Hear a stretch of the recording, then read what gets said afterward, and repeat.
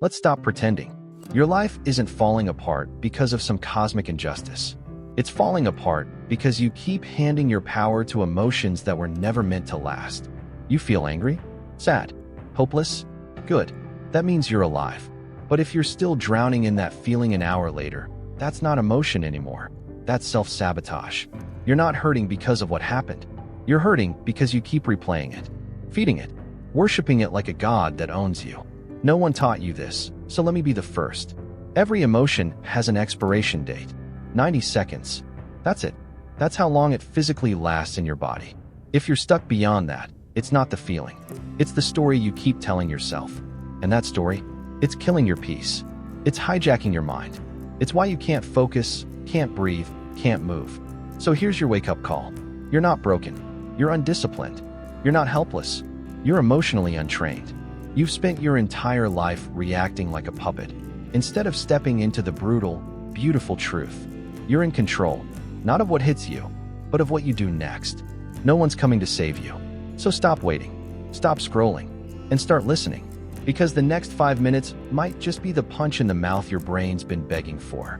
You ever find yourself stuck in a thought you wish would just fucking die? You're lying in bed, lights off, and your brain's like, hey, remember that embarrassing thing you said 3 years ago? Cool, let's relive it.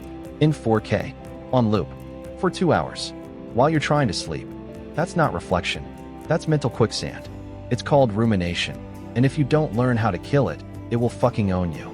Most people try to stop overthinking by telling themselves, don't think about it.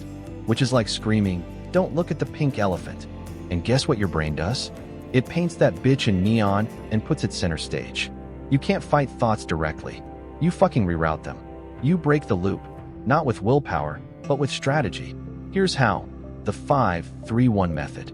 5 things you can see right now. Call them out. Force your mind back into the real world. 3 minutes doing something that demands your attention. Count backward from 100 by sevens. Sketch. Fold your laundry with military precision. Rip your focus out of the spiral. 1 action that puts you in control. Text a friend. Stand up. Slam water. Doesn't matter. You move. That's the reset. It's not therapy. It's fucking tactics. Because your brain is a beast. And right now, that beast is gnawing on the same thought over and over until your sanity bleeds. So stop feeding it. Don't resist, redirect. Now let's talk about the spotlight effect. That psychological prank your brain pulls where it convinces you that everyone saw your tiny mistake and now thinks you're a walking embarrassment. You tripped walking into a room. You mispronounced a word in front of your boss. You posted a photo and now you think the whole world is zooming in to judge the way your left eyebrow looked. Reality check. No one gives a fuck. They didn't notice. They're not analyzing your awkward pause. They're wondering if they sounded awkward. They're wondering if you noticed their zit, their voice crack, their weird outfit choice. Everyone is the main character in their own mess. And you are not that important to them. And thank God for that, because it means you're free. You're not under a spotlight. You're under your own illusion. So stop holding yourself hostage to a lie. You're not being watched. You're being ignored. And that's your greatest advantage. Now you can move how you want. Say what you mean. Fail out loud. Experiment. Fuck up. Laugh. Recover. Most people never take risks because they think they're on stage. But no one's watching your every move. They're too busy surviving their own shit show. So take the leap. Say the thing. Start the project. No one's waiting to crucify you. You're safe to be bold. Now let's deal with the most abusive relationship in your life. The voice in your head. It says shit to you you'd never tolerate from a stranger. You're such a fucking loser. Why do you always ruin everything? You're not good enough. Not strong enough. Not smart enough. And you believe it. You obey it. You let that voice dictate your entire reality. You ever try talking back? Here's a trick. Third-person self-talk. It's psychological judo. Instead of saying, I can't handle this, say, Liam's going through hell, but he's handled worse. He's not quitting now. That small shift. It's like flipping a switch from victim to coach. Because you create space, distance, perspective. Your brain stops acting like a freaked-out toddler and starts thinking like a strategist. You access your own wisdom. You tap into the part of you that helps your friends through their worst shit. You stop drowning in emotion and start fucking swimming. This isn't positive affirmations. It's neurological warfare. You're hacking your mental script. You're reminding yourself, This storm isn't forever, and I've got the tools. So next time you spiral, don't just try to calm down. Take the wheel. Talk to yourself like a commander. Emily's overwhelmed, but she's a fucking warrior. She's earned her scars. She doesn't run. That's not delusion. That's clarity. And if you don't build that inner voice, then guess what's going to fill the silence? Every insecurity, every lie, every unhealed wound. Don't let that shit win. This is how you stop being a prisoner of your own mind. You interrupt the loop. You break the illusion. You rewrite the script. You've done life on autopilot long enough. Now it's time to fucking drive. Let's kill the myth right now. Positive thinking isn't going to save you. You can stare at your vision board, chant your affirmations, and visualize success all day long. But if you haven't prepared for the obstacles, you're just a fucking dreamer with no armor.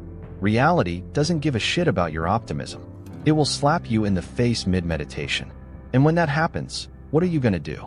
Cry because the universe didn't match your vibes? Nah, you're gonna plan like a savage. You're gonna dream and anticipate every fucking punch coming your way. It's called mental contrasting. You imagine your goal, then you rip it apart with reality. You hunt for the traps, the weaknesses, the reasons it might fall apart. And then, this is key, you build your response before the chaos hits. You want to work out daily? Don't just picture six-pack abs and endorphins. Picture the days when you feel like shit, when it's raining, when you're exhausted, when motivation's dead. Then say, if I feel like skipping, I'll do 10 push-ups anyway. If I'm tired, I'll walk for 5 minutes. But I'll move. If this happens, then I'll do that. This is how warriors think. This is how winners stay consistent when everyone else drops off the map. Because the world isn't easy. Success isn't smooth. The road is jagged, bloody, and full of broken people who thought thinking positive was enough. You want to win? You better build yourself like a fucking fortress. And that means becoming something most people will never dare to be. Anti-fragile. Not just strong. Not just resilient. But someone who gets stronger because of the hits. Someone who feeds off the stress, the pressure, the unexpected shitstorms. Like your muscles after a hard workout. Stress breaks them down so they can rebuild stronger. That's how you treat your mind. Expose it to discomfort, on purpose. Cold showers, early alarms, awkward conversations, saying no when it's easier to please people, going to the gym when you'd rather scroll TikTok, fasting, journaling, taking the hard path, on purpose. Why? Because comfort is a liar. Comfort will seduce you into weakness. It'll whisper, you deserve a break, until your dreams rot. It'll convince you to avoid anything that feels hard, which means you'll avoid everything that makes you grow. Every proud moment in your life, every memory that makes your chest swell with, fuck yeah, I did that. It didn't come from ease. It came from pressure. You got stronger because life hit you, and you hit back harder. So stop chasing easy. Start training for chaos. Because it's not a matter of if the storm comes, it's when. And when it does, most people will break. You'll be the one that rises. But there's one last thing, and it's ugly. You need to face your reality. As it is, not as you wish it was. That means embracing what's called the Stockdale paradox. Straight from Admiral Jim Stockdale, a man who spent 7 fucking years as a prisoner of war in Vietnam, tortured, starved, locked in darkness. How the hell did he survive that when others didn't? Here's what he said. You must never confuse faith that you will prevail with the discipline to confront the most brutal facts of your current reality. Read that again. This isn't blind hope. This is grit paired with truth. You believe you'll get through it, but you don't lie to yourself about how bad it is. Most people are too soft for that. They either drown in hopelessness, or they fake smile their way into denial and crash even harder later. Not you. You look at the facts. You say, this is fucked. This is painful. This may take a while. But you add, and I will still win, no matter how long it takes. That's the mindset of survivors. That's the mindset of champions. You stop putting timelines on your healing. You stop setting dumb deadlines for life to magically get better. You endure with strategy and fire. Because you're not here to feel good every day. You're here to evolve, and nothing evolves in comfort. So now we build your system. Not motivation, not hacks. A resilient system, like a custom operating manual for your soul. When shit hits the fan, this is what you run on. Physiology breath work that cuts through panic. 4-7-8 breathing. Cold showers. Sleep. Movement. Cognition reframing. Third-person self-talk. Stockdale-level truth bombs. Behavior if then planning. 90-second emotional resets. Keep fucking moving. Connection your tribe. 3 to 5 people who don't feed your bullshit. Who remind you who the fuck you are. This is an inspiration. This is mental architecture. It's how you become the kind of person who walks through fire without flinching. Not because you're fearless, but because you're trained. And that's the secret. Resilience isn't magic. It's built. And it's built in the quiet. In the reps no one sees. In the moments you say, fuck comfort. I've got shit to do. You've made it this far. So let's be clear. This wasn't a feel-good pep talk. This was war prep. Because the enemy isn't out there. It's not your boss. Not your ex. Not your parents. It's the part of you that settles. That numbs. That procrastinates. That overthinks. That says, maybe later, and drags your potential down into mediocrity like a fucking anchor. But now you've got the blueprint. You've got the science. The tools. The mindset. So the only question left is, what are you going to do with it? Because information doesn't mean shit without execution. And if you finish this video, nod your head, feel inspired, but do nothing, then congratulations, you've just used motivation as a drug to avoid responsibility. So here's what you're going to do. Right fucking now. Pick one tool. Not all 10. Not the whole system. Just one that slapped you in the face. Maybe it's the 90-second emotion reset. Maybe it's the third-person self-talk. Maybe it's the anti-fragile practice. Cold showers, honest conversations, early alarms. Whatever it is, lock it in. Now commit to doing it for 7 days straight. No skipping. No oops I forgot. Treat it like a prescription for your evolution. Because this is how resilience is built. One rep at a time. One uncomfortable decision at a time. One moment of clarity that says, fuck it, I'm done being weak, and then acts. Let other people keep chasing dopamine. Let them keep numbing out, scrolling, posting fake happy shit on Instagram while their real life crumbles. You're done performing. You're done pretending. You're done letting your past write your future. You're choosing power. Real power. The kind that's earned in silence.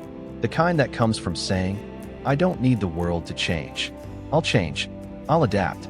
I'll get so fucking sharp, so steady, so focused, nothing can break me. You know what that makes you?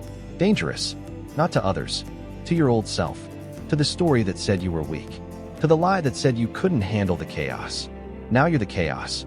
You walk into the storm calm as hell. Because you've trained for this. Because you've bled in practice, so you won't break in battle. Because you've built a mind that doesn't run. It fucking rises. And let me tell you something nobody else will. Most people never reach this point. They never build. They consume. They react. They hope for a miracle. But you're not hoping. You're creating. You're engineering your fucking comeback, brick by brick. So here's the final truth. You don't need more time. You need to make a fucking decision. Right here. Right now. Are you going to let your thoughts control you? Or are you finally ready to control them? Not someday. Not next year. Today. Take the tool. Do the work. Stack the reps. And when it hurts, good. That means it's working. Because greatness doesn't feel like confidence at first. It feels like resistance. It feels like sweat. It feels like doing what weak versions of you always avoided. But after that, it feels like freedom. So go. Pick your tool. Set the timer. Start the fuck over. And don't look back. This is your rebirth. This is your edge. This is the moment you become the weapon your old life was afraid of. Let the others wait for a sign. You just found yours.